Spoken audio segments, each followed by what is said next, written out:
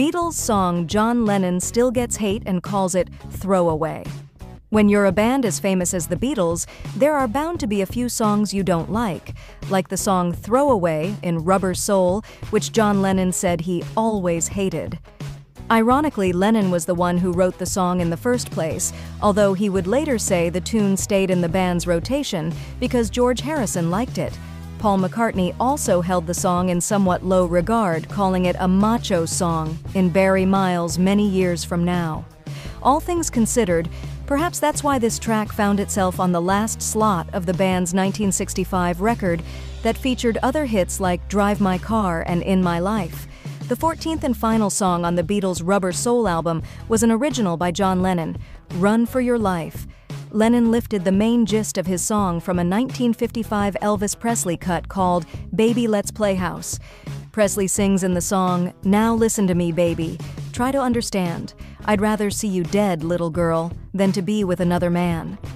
In a 1970 Rolling Stone interview, Lennon explained that he often took musical or lyrical phrases he was particularly fond of and incorporated them into his own music.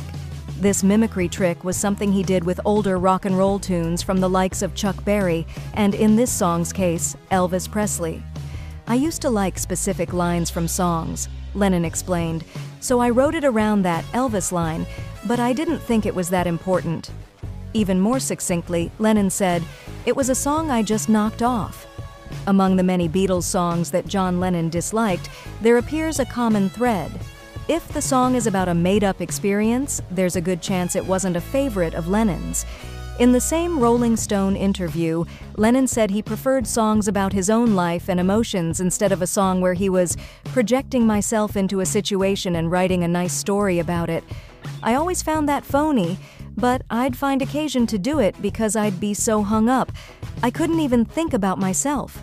Although John Lennon previously said George Harrison liked Run for Your Life, not everyone else in the band felt the same way.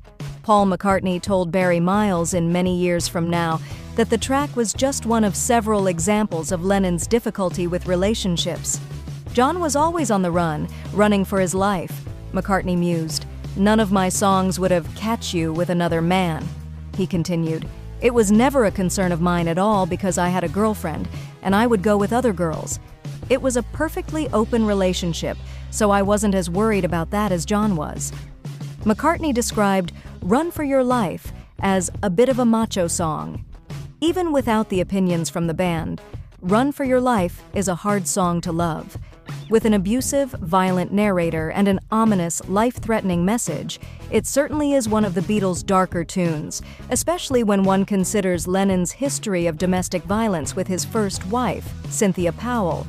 Nevertheless, Rubber Soul boasts far more tracks than its final tune, and we'd argue the songs that came before Run for Your Life make up for the album's less than savory ending.